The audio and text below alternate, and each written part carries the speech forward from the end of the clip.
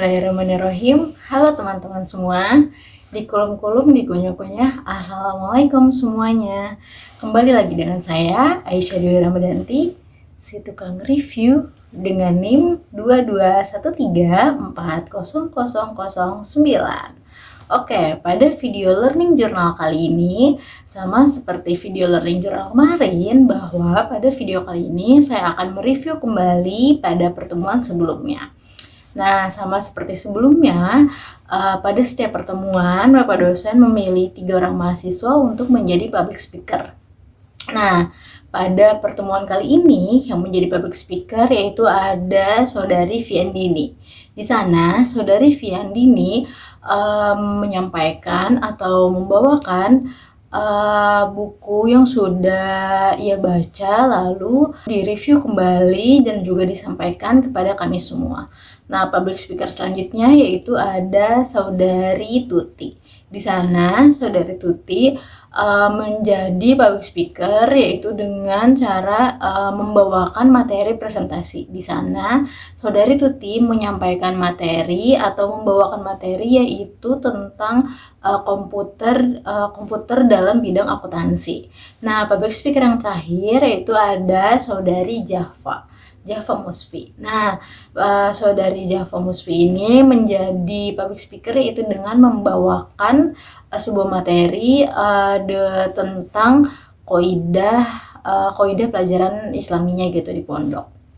Nah, setelah kita semua mendengar ketiga public speaker yang sudah dipilih random oleh Bapak dosen, maka seperti biasanya dilanjut dengan presentasi. Nah, pada presentasi minggu kemarin yaitu dibawakan oleh kelompok 4. Judul atau pembahasan yang dibawakan oleh presentator pada kelompok 4 minggu kemarin yaitu dengan tema syarat-syarat public speaking, faktor pendukung, dan faktor penghambat pada public speaking.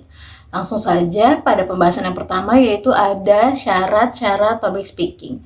Nah, dalam syarat-syarat public speaking ini yaitu ada materi, tempat, dan juga sasaran. Kenapa ketiga faktor ini menjadi syarat dalam public speaking? Karena menurut saya ketiga faktor itu sangat penting. Yang pertama ada materi. Kenapa materi ini dijadikan syarat dalam public speaking? Karena di saat kita menyampaikan sebuah informasi atau sebuah berita, nggak mungkin kalau kita ini belum menguasai materinya gitu. Maka jika kita tidak menguasai materinya, maka itu akan menjadi sebuah hambatan kepada public speaker tersebut karena akan adanya hambatan yaitu seperti kita menyampaikan itu terbata-bata atau bisa jadi audiens atau sasarannya itu tidak bisa mencerna informasi apa yang akan kita sampaikan. Poin selanjutnya yaitu ada tempat. Tempat dan juga sasaran. Menurut saya, tempat dan juga sasaran ini sangat berkaitan atau berkesinambungan. Nah, pada syarat yang pertama yaitu materi, menurut saya materi ini yang menjadi tolak ukur dari tempat dan juga sasarannya. Kenapa? Karena sebelum kita menentukan tempat dan juga sasarannya, menurut saya kita ini dalam menyiapkan materi itu harus memperhatikan juga gitu. Nah, misalnya saya akan menjadi public speaker yang dimana saya ini menyampaikan sebuah informasi tentang sosialisasi kesehatan di tempat posyandu. Nah, karena saya ini udah tahu materinya itu apa, maka saya baru mencari tempat dan juga sasarannya juga seperti apa. Nah, karena saya dengan materi sosialisasi kesehatan di posyandu, berarti tempat yang akan saya kunjungi yaitu di posyandu atau di masyarakat, mungkin bisa di masyarakat perumahan atau di sebuah komunitas seperti itu. Nah, sasarannya itu berarti bisa jadi masyarakat umum seperti itu. Nah, jika tadi kita sudah membahas syarat-syarat dalam public speaking, maka sekarang kita akan membahas faktor pendukung dalam public speaking. Nah, faktor pendukung dalam public speaking itu ada apa aja sih? Yang pertama ada kejujuran. Menurut saya juga, jika kita sudah ditunjuk atau dipilih untuk menjadi public speaker dalam menyampaikan sebuah informasi atau berita, maka seseorang yang menunjuk kita itu sudah tahu perilaku kita tuh seperti apa ya, terutamanya itu kejujuran, karena modal utama dalam semua kegiatan atau semua pekerjaan itu yaitu kejujuran.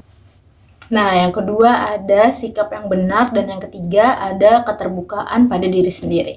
Nah, sikap yang benar ini menjadi satu dalam aspek kejujuran itu, karena kita dalam menjalankan sebuah profesi atau dalam kita menerima amanah itu harus adanya perilaku yang jujur, yang amanah, yang sopan dan santun seperti itu. Nah, keterbukaan terhadap diri sendiri itu sama saja seperti kita menerima kritik dan juga saran dari orang-orang sekitar kita, seperti itu. Nah, poin yang terakhir yaitu ada hambatan-hambatan dalam public speaking. Jika kita tadi sudah menjelaskan atau sudah membahas syarat dan juga faktor pendukungnya, maka sekarang kita akan membahas hambatan-hambatan dalam public speaking. Nah, hambatannya itu ada apa saja? Hambatan dalam public speaking itu terdiri dari dua faktor, yaitu ada dari faktor internal dan juga faktor eksternal. Nah, dalam faktor internal berarti hambatannya itu ada dalam dirinya. Misalnya yang pertama ada tidak menguasai materi sehingga timbulnya rasa kecemasan atau rasa gugup. Kenapa? Sama seperti syarat-syarat yang tadi, bahwa penguasaan materi itu penting dalam public speaker, karena di saat kita menyampaikan sebuah informasi atau berita, maka harus sudah kita pastikan bahwa kita ini sudah menguasai materinya dengan baik dan benar. Hambatan yang kedua yaitu tidak terbiasa atau belum terbiasa untuk berbicara di depan umum. Contoh yang paling mudahnya itu yaitu diri saya sendiri. Karena saya rasa saya ini aktif dalam berbicara di depan umum itu hanya di lingkungan kampus saja atau hanya di kelas saja. Nah, di saat saya ditunjuk untuk berbicara di depan umum atau di masyarakat luas atau di luar dari kampus, maka saya ini akan mengalami rasa kecemasan dan juga gugup juga, karena saya ini belum terbiasa berbicara di depan umum seperti itu. Nah, hambatan selanjutnya yaitu tidak mengenal situasi atau lawan bicara. Nah, ini akan menjadi salah satu hambatan yang sangat penting. Kenapa? Karena nggak mungkin kita ini menyampaikan sebuah topik pembicaraan tentang misalnya isu politik, tapi sasaran atau audiens kitanya itu balita gitu. Jadi informasi atau berita yang akan kita sampaikan itu tidak akan bisa diserap oleh audiensnya, seperti itu. Nah, yang terakhir yaitu ada faktor eksternal, berarti yang di luar dari diri kita. Yang pertama ada audiens, waktu, teknis dan tempat, dan juga ketidakjelasan dalam menyampaikan sebuah berita atau materinya. Kenapa audiens menjadi faktor penghambat dari public speaking? Karena yaitu tadi, kita ini harus tahu sasaran dan juga audiens yang akan kita sampaikan. Karena jika kita salah sasaran atau salah audiens, maka informasi atau berita yang akan kita berikan atau yang akan kita sampaikan itu tidak akan masuk. Seperti itu teman-teman. Nah, waktu, teknis, tempat, dan juga ketidakjelasan dalam menyampaikan sebuah materi atau berita itu juga akan menjadi penghambat kita dalam public speaking. Kenapa? Karena seperti yang sudah dijelaskan oleh saya sebelumnya, bahwa semuanya itu harus terstruktur dengan rapi agar di saat kita menyampaikan sebuah informasi atau berita itu akan berjalan dengan lancar. Seperti itu teman-teman.